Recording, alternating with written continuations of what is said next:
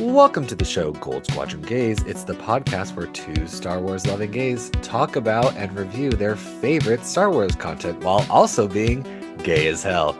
I'm your host, Bradley Brower. I'm your other host, Charles Rogers, and we're done talking about the Bad Batch forever. Yes, after this episode. After this episode, we're done talking I'm never about going to talk Bad about Batch. it again. I'm never going to watch it again. I'm never even going to mention it exists. None of the characters exist ever again. Clone Wars is dead to me. Bad Batch is really dead to me now. So after this, we're done. I'll never talk about them again. It's all live action all the time, baby. That's how we're going to do it. And now I'm thinking like, honestly though, like if they don't start doing like more merch and stuff from Bad Batch, because I feel like they only have I only have two sets of Funkos for Bad Batch. One with their helmets and one without their helmets. And it's like, can you guys do any other character on the show? Like, I'm dead serious. Like, they just need to start doing a whole release of other stuff. Like Black Series, they have they only did them once, or I don't even think they did all of them. So it's and that is something I've noticed about the series was as time went on, the merchandising got like less and less. Like they had Lego sets for the first season. They had the Marauder, which I have, and then they also had the Justifier, Cad Bane's ship. But those were like the only two that they did for the Lego that I can recall. And they haven't done the merchandising for this has not been as strong as it has been for some other shows and other things that they've done.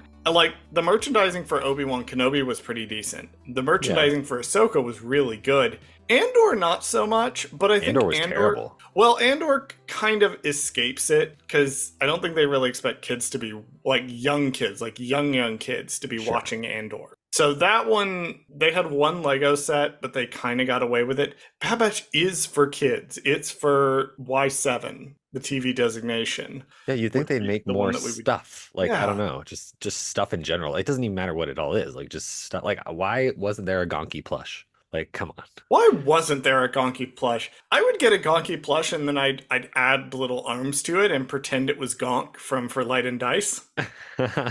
Sew some fake arms on it. Sew some fake arms on it and be like, no, this is Gonk, because Gonk from For Light and Dice, because Gonk is an older Gonk droid model, does actually have little arms. That's funny.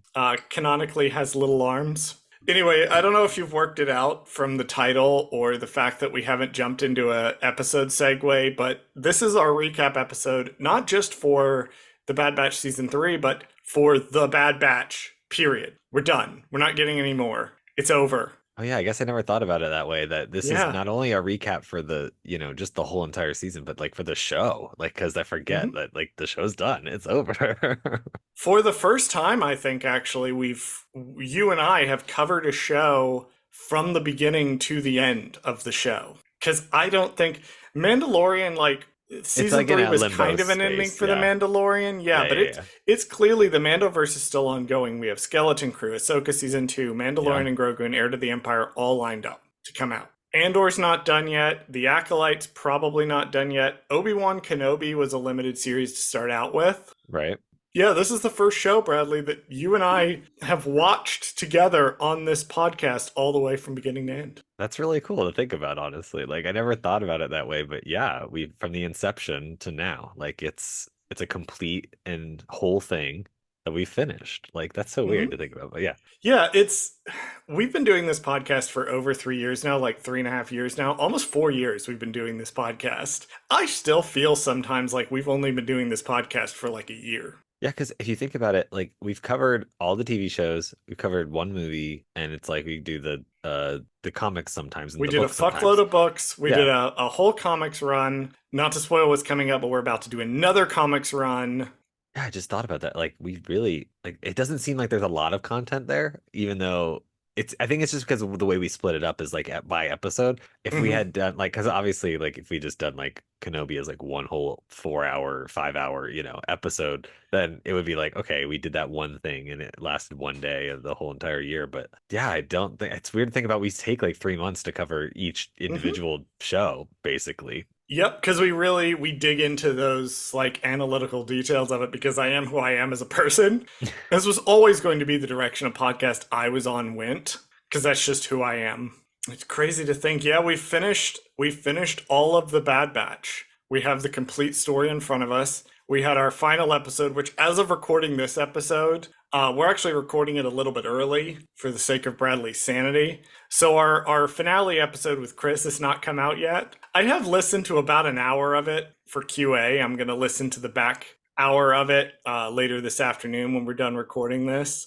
Great episode note to end on. Also, probably our filthiest episode to date. Thanks, Chris.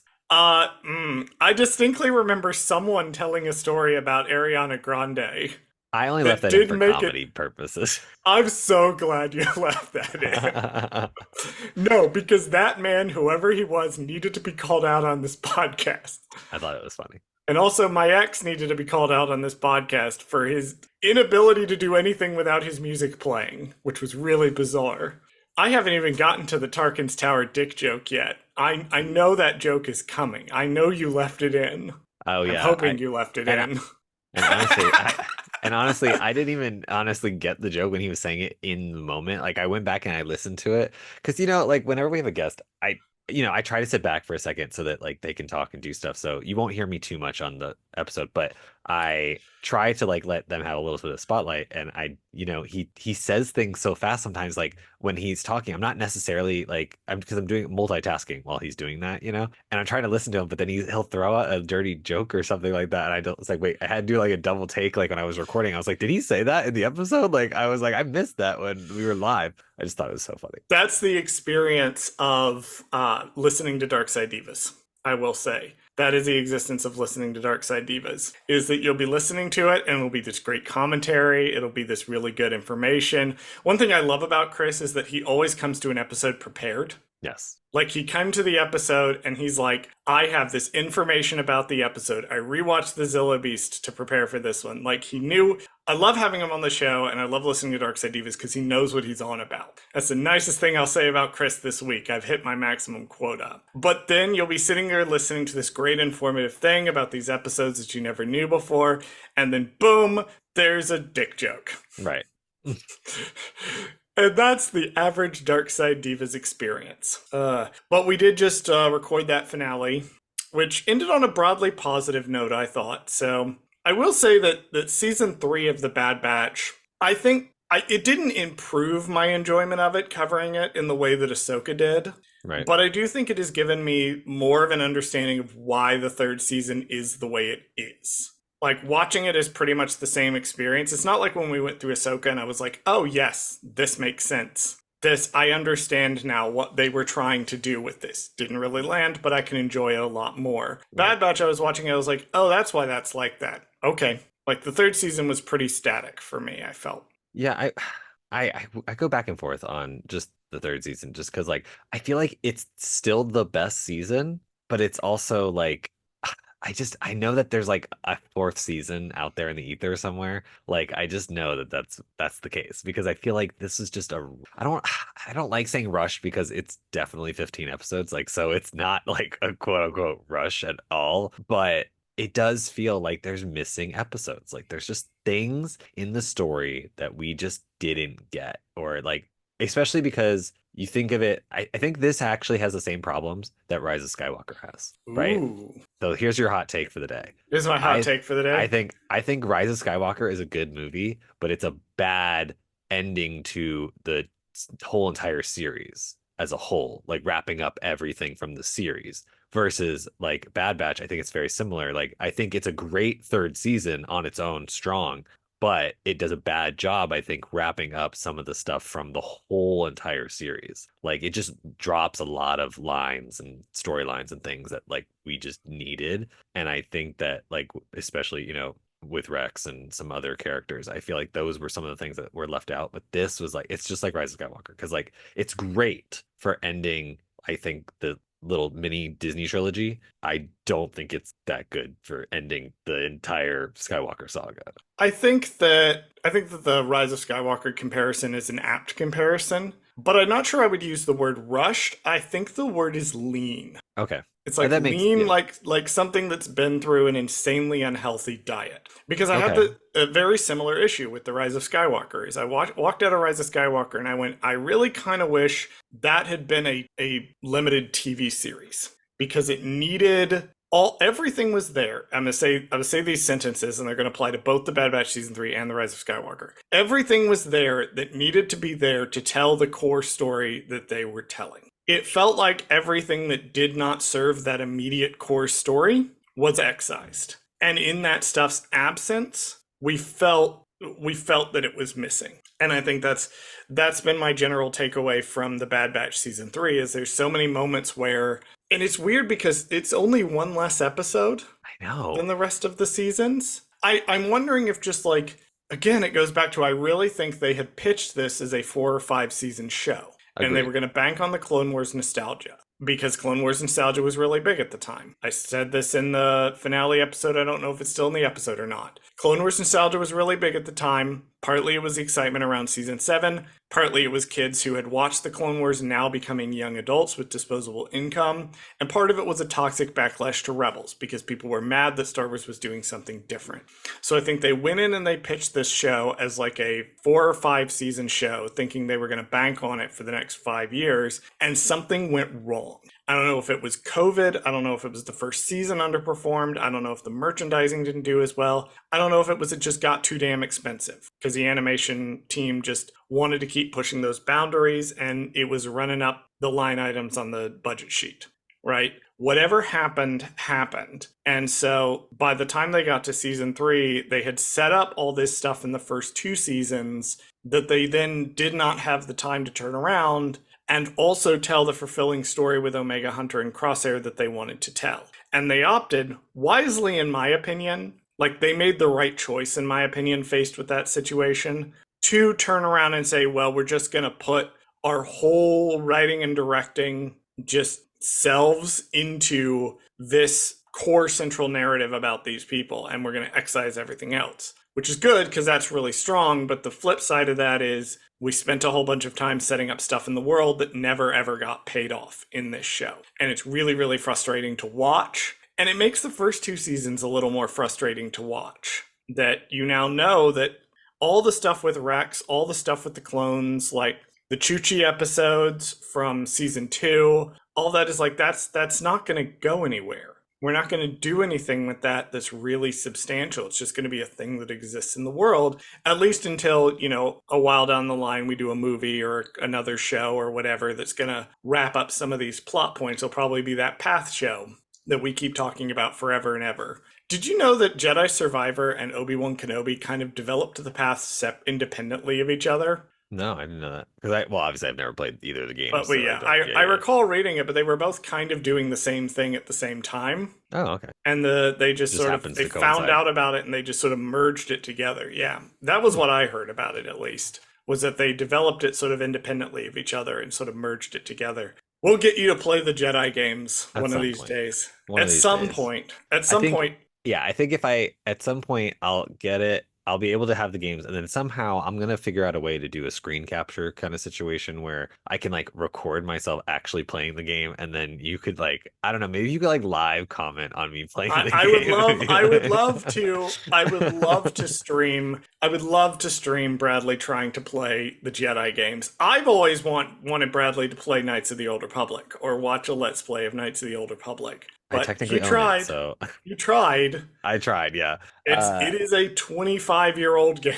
Yeah, I don't think it can like as much as you can like pretty it up slightly on the Switch, I just don't think like it's just something that like you had to be there kind of thing. You know what I mean? Like, Yeah. you There's a know. lot of discussion in my spaces about, I'm sorry, Bradley, I'm going to briefly digress to talk about this, but it is going to come back around to Star Wars in a second. There's a lot of discussion in my spaces with the Dragon Age Veilguard release that's coming out. A release that is so impactful to me, it's literally on our podcast schedule calendar to plan around. But the first game, Dragon Age Origins, came out in 2000 and either 7 or 8. I can't remember off the top of my head which of the 2 years it came out in. That is almost a 20-year-old game. And so there's a lot of people who played Inquisition, Dragon Age Inquisition, which came out in 2014, or are getting really excited for Veilguard, Dragon Age the Veilguard, and they want to go back and play Origins. And there's a twofold problem with trying to play Origins right now. Either Origins is so old that it doesn't run on people's computers,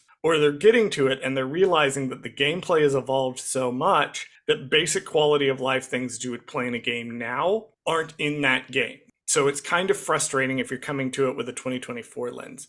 I feel like Star Wars has been rectifying this problem really interestingly by doing its little remasters on the Switch. I don't know if you played any of the Switch remasters, Bradley, I have like three of them, I think. So I just need to go ahead and just but so some like of them, they have the Heritage Pack or whatever it's called I on the also just Nintendo need to Switch buy store. that. Because what I think if I buy it, it just fills in the gaps of what I don't have. So like it'll like I pay a lesser price because it'll just fill in the rest of the games I don't have, which are like I think I just don't have Commando, Pod Racing, and I think one of the Republic games. There's like two of them, I think. So there's a There's second Knights of tiny the Old little, Republic. yeah, Knights of the Old Republic too. Oh, okay, so that's the only one I have. There's tiny little quality of life things that they've done. Like they fixed the camera in Bounty Hunter, Hmm. apparently. Like that was a big issue with the first game. Yeah. But they've done these tiny little quality of life things to try to make it a little easier for people in the year of our Lord 2024, which is good because I will continue to repeat what I have constantly said about Legends. I think Legends is definitely worth exploring. And also, there's an era of LucasArts gaming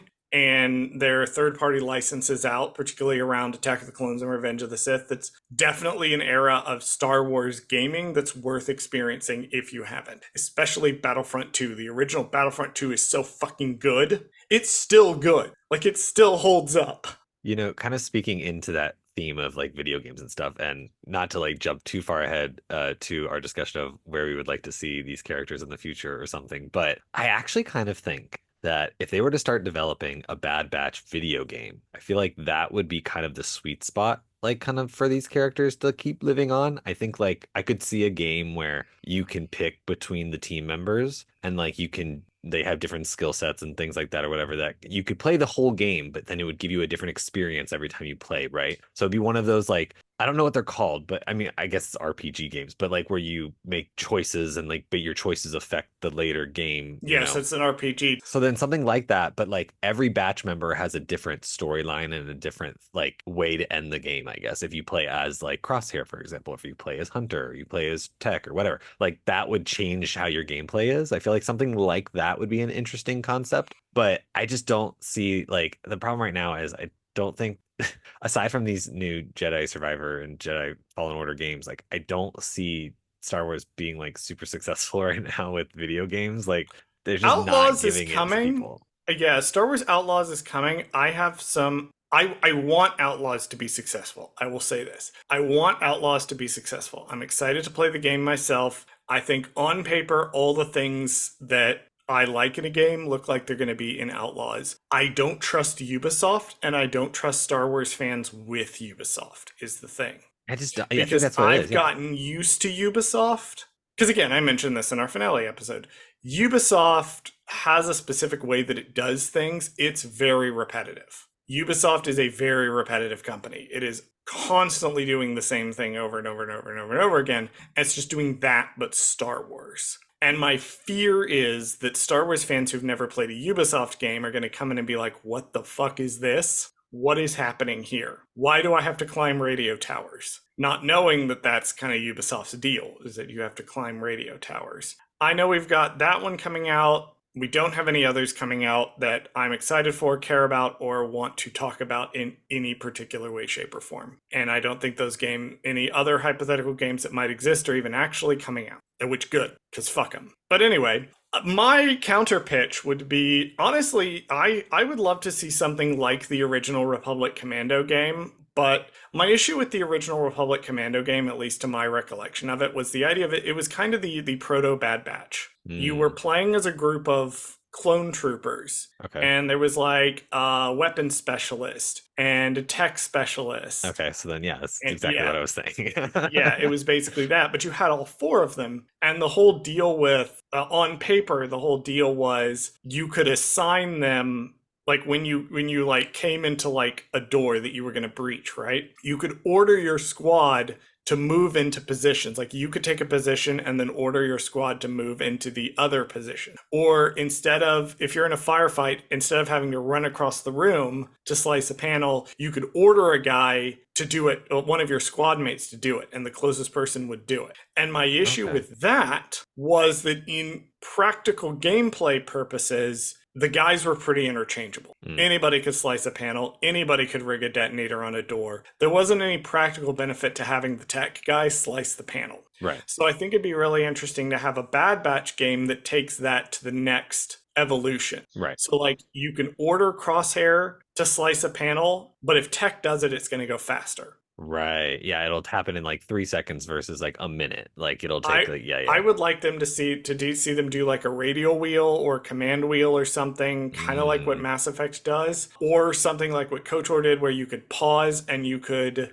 assign specific tasks to your specific party members. I would like to see something like that for the. I think the Bad Batch would have made a really excellent video game. yeah, because I'm That would have thinking been a like lot of fun.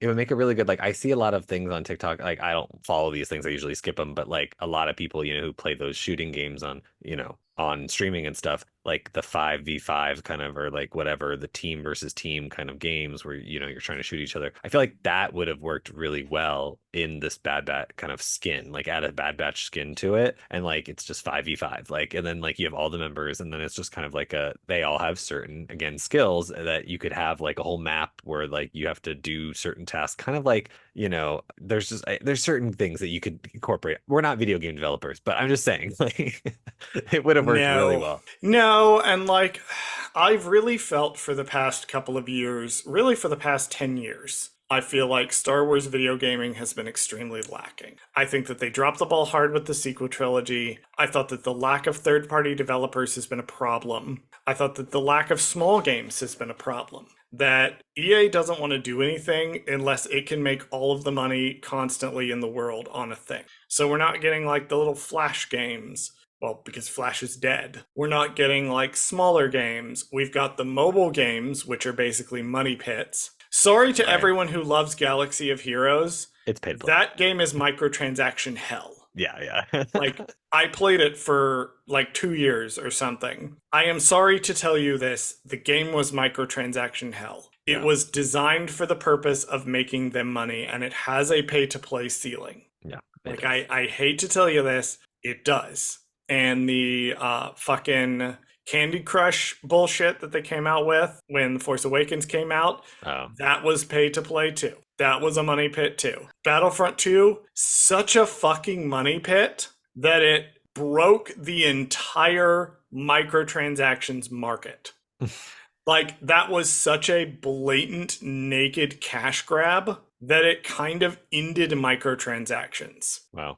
like as a prominent feature in games. And so like it's especially during the sequel era, they really dropped the ball by having their exclusive partnership with EA. The only game they had that came out around that point that was actually I felt was designed for the purpose of having people have fun in it was Lego Star Wars The Force Awakens. That was the only one that I was like, this was clearly designed by people who wanted the audience to have fun with it. But comparing it to like the era of again, especially about 2000 to about 2007, you had all these games coming out that all sorts of different people could play. There was something in there for you. If there was a game that you liked, a genre you liked, someone made a Star Wars version of that. Do you like role-playing games? Knights of the Old Republic and Knights of the Old Republic 2 are for you. Do you like shooters? Battlefront 2 and Republic Commando are there for you. Do you like RTS games? Which there's been a disgusting lack of RTS games in the post-Disney acquisition. It is fucking disgraceful that there are no real-time strategy games in development right now. But Empire at War and Galactic Battlegrounds 2 are right there for you if you want them. Where So is my Pabu Crossing Island adventure game where I can farm on Pabu and make my house on Pabu and fishing and that's it? that's a Where's my genuine, cozy actual question. Well, where's my here's the cozy thing. Star Wars game? It's because game development executives are a bunch of soulless robotic bastards. That's the answer. Video game executives are a bunch of soulless freaks who only care about their bottom line. And at the time the sequels were coming out, that the whole thing was microtransactions. It was microtransactions and live services. And this is turned into a podcast episode on the state of Star Wars video gaming, but I don't care. Microtransactions and live services. That was it, because that's what made number go up. And when number goes up, all their boners go up. That's how this works. And genuinely, Nintendo's over here just making games for fun. And that's why their games are doing so fucking well and continue to do well. And it's a question of like, why doesn't Star Wars have, if it can be multiple genres in the TV shows and the movies, why can't it be multiple genres in the video games? It fucking can. It was between 1999 and 2007 when they were letting a bunch of third-party developers do whatever the fuck they wanted. I get so fucking heated about this. And like, there should have been a Bad Batch game. Yeah, They get a third-party studio to do it. Don't make it a big deal. Make a Bad Batch game. And they fucking didn't. And they should have done it. Because that would have been great. They are literally designed to do that. I am beating the shit out of my upper thigh right now because I am so angry and I don't want to slam my fist down on the desk. I worry because the reason why we're going off on like video games and stuff is because like I feel like right now there's nothing the Bad Batch is doing or had done to capitalize on its characters or anything like that. Like all we're gonna get is this show. I don't think that they're going to continue using these characters in any way that's meaningful and like, you know, other than like maybe an occasional, you know, comic book one shot or something like that. I don't see anything. I just can't see it now. Obviously, I don't have the vision for it now because they don't have things like video games. They don't have things like books or novels about any of these characters. And to me, that goes back into the show as like, it's not that I don't think that the show didn't do this. I think they just needed more seasons to do it. But like the problem with having an ensemble cast like the Bad Batch or whatever is that they all have the same origin story. And the problem is that's like having the same characters 7 times. Like you're just like, wait, they all have the same backstory, they all have the same trauma, they all have the same, like everything's exactly the same. Like the only 2 characters really in the show are Omega and now the Bad Batch. Like those are 2 separate characters technically because they all have these things. They did and a good job, manifest. They all manifest in slightly different ways, but the roots are the same. Right. And I think they didn't have time enough because I feel like if this show had more time, it would have developed those characters more. Like to like what they did with Crosshair this season was chef's kiss. I thought that was like exactly what they needed to do, but do it with all the other Bad Batch. Like they all needed to have this like really strong like change in character towards the end of the show because I feel like only Crosshair really got that. No one else got it. They started with Tech to where like as season 2 progressed, they were adding like Tech has interests outside of the Batch because Hunter and Wrecker, their only real interests are the Batch and doing Batch things and Omega. They don't exist outside of the context of the Batch or Omega. Tech was starting to like get hobbies. He was starting to get a romantic interest. He was starting to do things outside of just doing missions for Sid, and then they dropped him out of a train. Yeah. And when he was gone, they didn't really have time for Hunter or Wrecker to like develop anything that they do outside of just being the Batch. Even Omega had things that she did outside of the Batch. Like it's very clear that she had a friendship with Liana. It's very clear that like she had other things that she was doing. Right. But Hunter and Wrecker never really moved on from with putting aside their relationship with Omega, never really moved on from where we met them all the way at the beginning of season 1. And Hunter's big character arc revolved around Omega. Crosshair got the big character arc throughout the entire series, which again, chef's kiss, that was beautifully handled. But I think part of the reason he's such an interesting character is because he had to develop his own opinions and beliefs outside of the Batch itself. Right. And none of the other characters really got that opportunity. And it does suck because I'd be curious to see like if they did have more time, there was 2 more seasons or something along those lines, like maybe Wrecker would have gotten some kind of story, you know. I mean, he's like he's like kind of the big brutish character, you know, he's the Zeb of the group. He's like, but he's supposed to be like also really caring and lovable. He's sweet. So he's almost kind of the anti-Zeb in that I love Garazeb Aurelios to death. And I know that several of my friends are going to yell at me for saying this, but Garazeb Aurelios is kind of a dick. Right. Like, I hate to say this, but it is true. Particularly in season 1, he's kind of a dick. And yeah, Wrecker, I think, was meant to be the opposite of him in that he's a character who is, he's the muscle. He's the muscle of the group, but he's very caring and very, like, struggling to find the word, but he's very easy to please with his interests. He wants food and he wants his family, and that's all he wants to do. And he wants to lift the gonk droid over and over over and over again in his like over his head. Like he's not that complicated of a guy, and he's really really nice. But yeah, he really didn't have a lot of. Did we even have a Wrecker centric episode the entire time? I mean, I don't think there was anything other than no. I mean, because Tech got his own kind of episode, Yeah. really. Like he got some more stuff, obviously, but like his was really just that one episode where he was racing. And then of course, Crosshair got basically all of season three, and then yeah, and then Hunter had plenty of episodes where it was just kind of him and Omega slash him Yeah. doing something by himself. Yeah, Rucker never had anything that was his kind of story, his kind of journey. And I feel like he would have been actually a better choice, other than Tech, to start introducing a love interest, because I feel like he would have been kind of the one of those things where it's like you could introduce him as like now he started with this family, but now he kind of wants to grow his family kind of thing. And then like He if he would met also make a somebody, fantastic dad. that's what I'm saying. Like that would have been like a great storyline for him, because like then he can go like, oh, I don't need to fight anymore because now I want to stay behind kind of thing and protect a new Oh, you family know that I've what would have been created. you know what would have been even more interesting is they had introduced all these like war orphan kids, like the clone cadets that they run into, and then Right. they also have these other kids that they're meeting. And I would have loved there for some more of those kids to have come back to Pabu Yeah. and had Wrecker kind of learn how to be a more mature adult, because he isn't very mature. This is sort of one of his character flaws, is he never has to deal with the responsibility in the same way that Hunter does. Right. And I think it's because he's so close to Omega. I think that Wrecker kind of being involved with this orphanage for displaced kids from across the galaxy, and maybe if he's not the one running it, but if he's around all the time and he's sort of responsible for this orphanage, then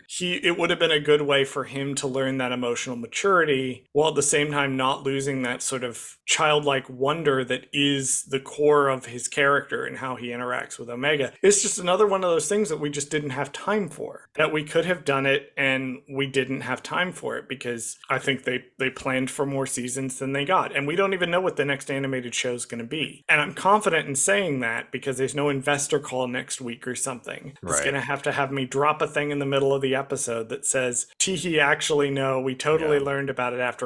No, I'm confident in saying we don't know what it is and we're probably not going to know until Celebration. Yeah, that was my theory too. I think that it's just generally like whether or not it's even ready to even announce at this point, I still think like, yeah, if they wait till Celebration, that's a solid 5 or 6 months. Like they're good to like wait till then because, especially, I don't know, again, we've talked about this before. I don't know the run like time and the process of production of animation. It's got to be a couple years. So this is something that if there is another show in development, it's been in development for a minute and it has to be. I mean, there's just no, like, they can't just not. It takes years to Yeah, make it takes these. years. So that's why I'm curious about this season or this series as a whole for Bad Batch, because I think Chris is onto something when he says that like COVID fucked them up. Because I think what theoretically happened was, probably in 2018, 2019, when they were developing this, they probably had the whole entire plot, planned out over 5 seasons. I feel like 5 would have been the sweet spot, and then That they was would have what I been like, think they were aiming for. yeah, and then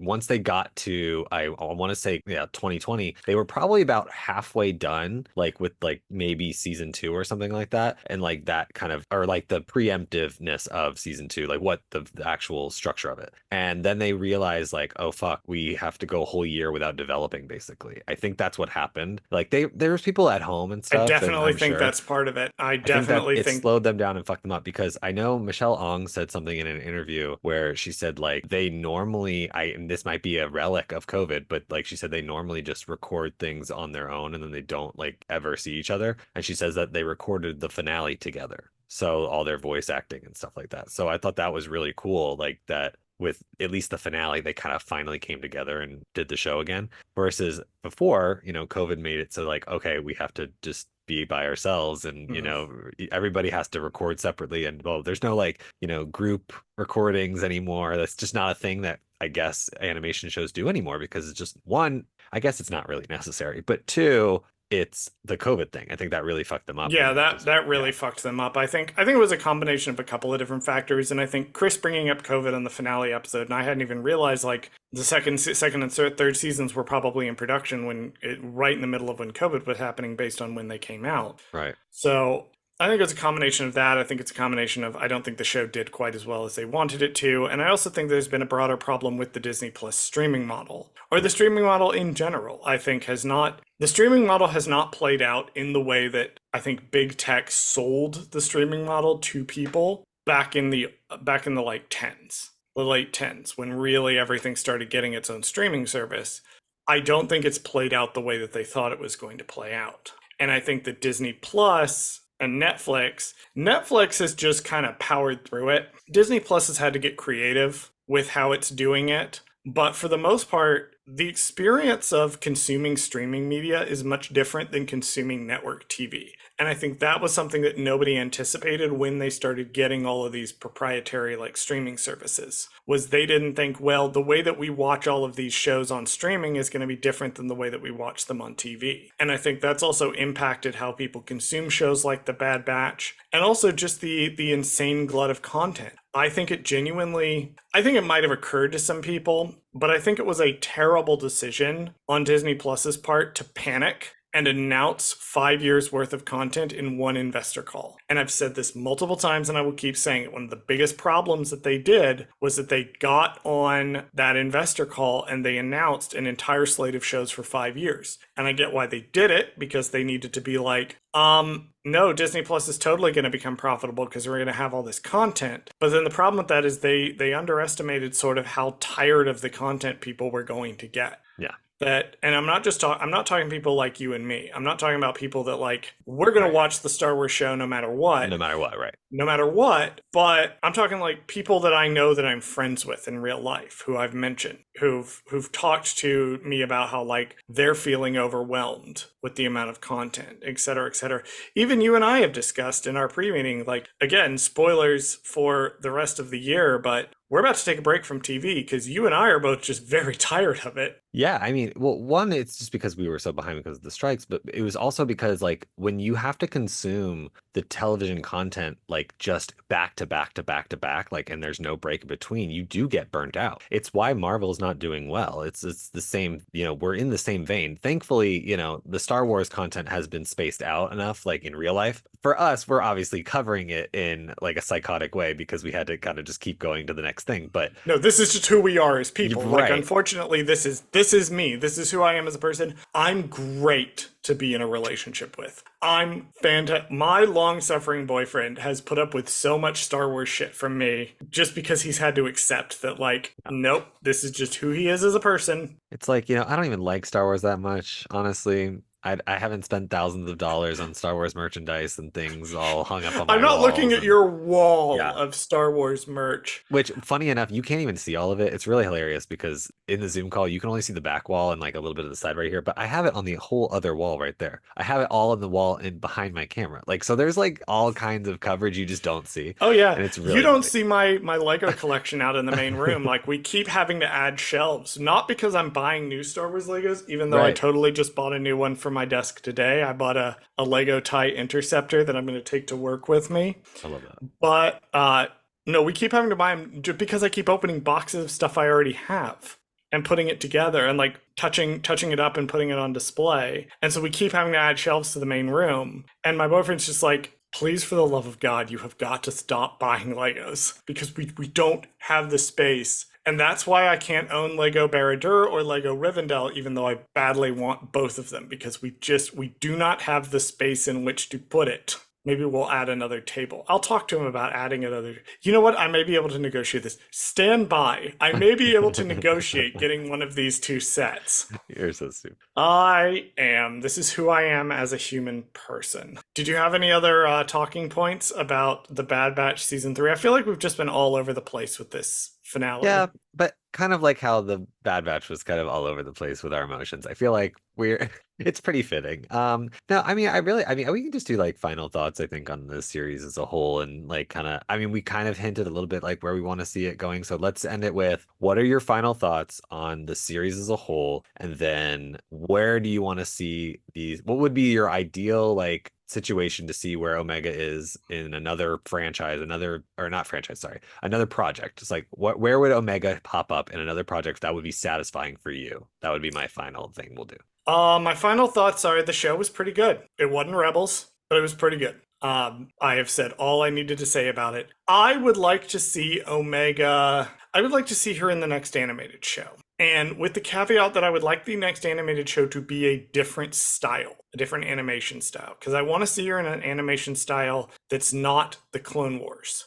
Right. Yes, that's what I would like to see from her.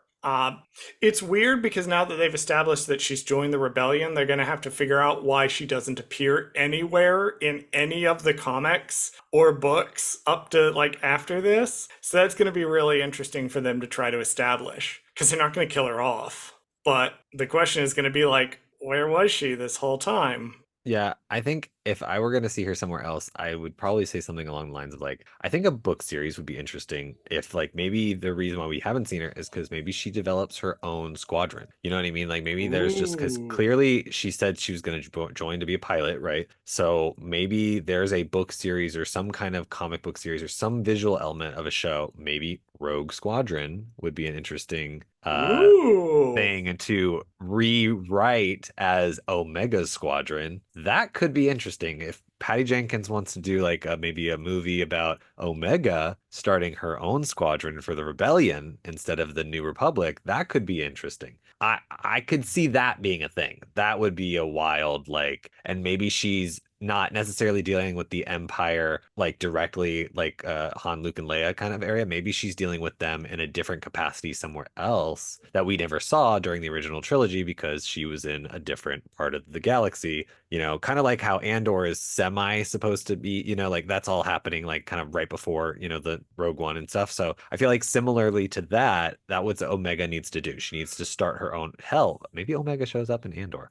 and maybe she's a Oh, part that of would the be whole so funny. Rogue One situation we just That would be right so before it. funny. That would be kind of wild, That would be actually. so So I'm hilarious. gonna change mine to Omega It, shows up in Andor season 2, and her and okay. K2SO do all kinds of shit before Rogue One. Do you have That's any my thing. final thoughts on the series as a whole? Final thoughts on the series as a whole are I think I didn't like it at first. I think it was just kind of like there was something about it where I wasn't like so super thrilled about it. I think it slowly grew on me. I think it definitely progressively got better. And I think, yeah, I think season 3 is the best of the series. I just think that they just had so much they wanted to say and so little time to do it. And that's more of a problem, like you said, with the streaming platform service rather than the actual show itself. So I don't want to give them too much blame. I think that Jennifer Corbett and, you know, Brad Rao did like what they wanted to do. I just don't think that they either they were being held back by Disney or like it was just they just didn't have the development time to be able to do another season properly. And I do still want to see them do just one more movie, just one more thing. Cause like I love the idea of them doing a like what Chris said on our finale episode, which was start doing like an animated movie trilogy or something like that, or doing some kind of movies to wrap up the animation shows that they've done as a whole. Like I would love to see that, especially for Bad Batch, because if you're gonna have the Rex Rebellion, make it a movie. You know, if you're gonna do all that, if you're gonna do Asajj Ventress as like its own thing, then make it a movie. I kind of almost want to see her do an Asajj Ventress movie. You know what I mean, or something like that. Like I feel like introducing her this season, it's supposed to be setting up something, but it's just like not quite clear what that is. And that's my another caveat that I had about the Bad Batch being like, why would you bring back Ventress for one episode and then just kind of like not do anything with it? I mean, obviously there's something down the line. We just don't know what it is yet. But I feel like because it's so far down the line, it's not as satisfying right now. And so it's not going to be satisfying until much later. And I think that's another thing that right now, the show, I don't think has a lot of rewatchability. I think it's very much like you watch it kind of the one time and you're kind of like, okay,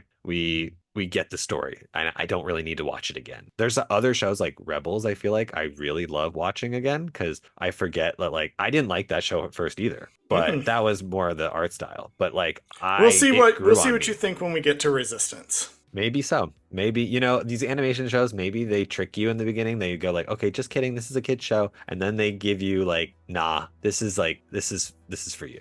Alrighty, well, so next week you will not hear an episode from us because I'm at DragonCon. Oh yeah. I will be in Atlanta attending DragonCon. So if you're at DragonCon, you might see me walking around. You might also see Bradley with me, depending on what his schedule allows. Right. We're Whichever day I still have trying off. to figure that out. Whichever day I have off, theoretically, hopefully it's during Dragon Con and I can have that one day off and then I'll come down by the con or whatever and, maybe we'll do like a live stream or something and we'll try to like We'll talk figure about something out. We'll yeah. figure something out. And then for 2 weeks after that, we are going to do not coverage in the way that we've been doing it because we're both fucking exhausted. But we are going to do 2 quick episodes on the Tales of the Empire that came out. We're just going to have some general discussions on episodes 1, 2, and 3, and then 4, 5, and 6. After that, we're going to do something else that's not a TV show. Good tease. For a little bit, because I'm tired. I've literally teased more what it's going to be earlier in the episode, but pluggables. You can find a bunch of shows that Bradley has worked on in the past on Peacock and Bravo, including such shows as Queen's Court, Temptation Island, Married to Medicine Season 10, and most recently The Circle Season 6 on Netflix. You can find me as a cast member on the Star Wars TTRPG High Republic podcast For Light and Dice, DM'd by Chris, who was the guest on our previous finale episode from Darkside Divas, as well as Hope from J Guys and Jedi, Jess from RuPaul's Pod Race, Colton from Nerdsmith, and our friend Robin. You can also find a series of gay mystery thriller novels that I write on Kindle and Kindle Unlimited called Beach House Studios. Beach House is 1H and 1 word. There we go. Great. That was solid. All right. Let's talk about something that's not the fucking Bad Batch after you run the socials. Thank you for listening to this episode of Gold Squadron Gaze. Did Charles fuck something up? Email us at goldsquadrongaze@gmail.com to let us know. You can also find us on Twitter at @GoldSquadGaze, and you can find us on TikTok and Instagram at @GoldSquadronGaze. You can also find us on YouTube at our Gold Squadron Gaze YouTube channel, where we post full episodes of this show. Finally, if you liked the show, don't forget to rate us and give us a review on your favorite podcast platform. That allows other people to find our show. As always, thank you for listening to Gold Squadron Gaze, and we'll see you next week.